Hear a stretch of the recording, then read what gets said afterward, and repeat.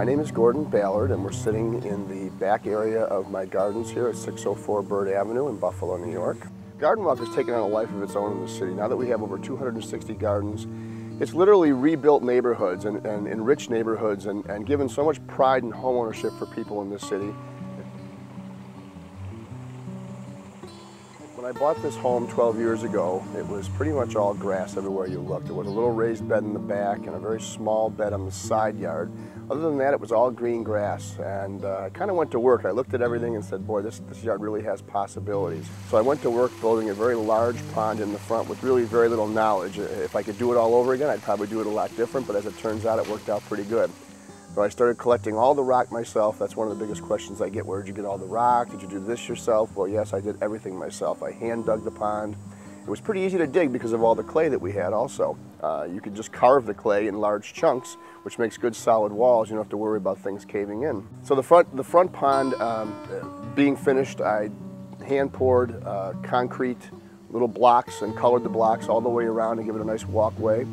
Gave myself another sitting area up there. The whole idea, I think, in this yard was to create outdoor rooms. And in the beginning, I did it unconsciously, but as time went on, I realized what I was doing was creating little spaces in this yard.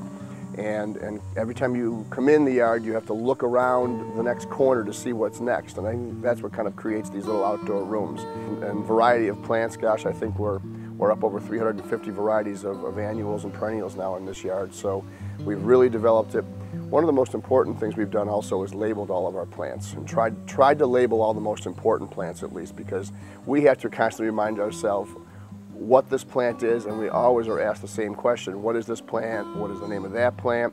So by having them all labeled, it helps us. It also helps our guests to gain a better knowledge of horticulture in this yard. What a wonderful thing Garden Walk has become for the city of Buffalo.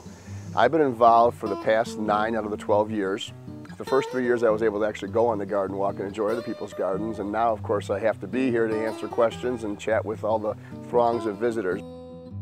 So it does allow people to come into the city, to see the quality of life we have here, to see how neighborhoods are revitalizing because of the Garden Walk, and they get to experience postage stamp sized gardens and larger gardens such as mine, gardens with themes. Everybody has a different idea of what their garden should be, and there's such a great variety.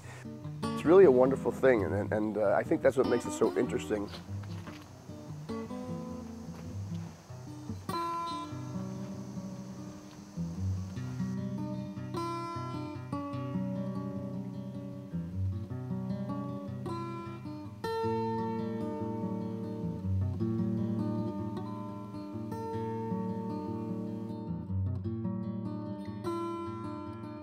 Most people know it as the licorice plant.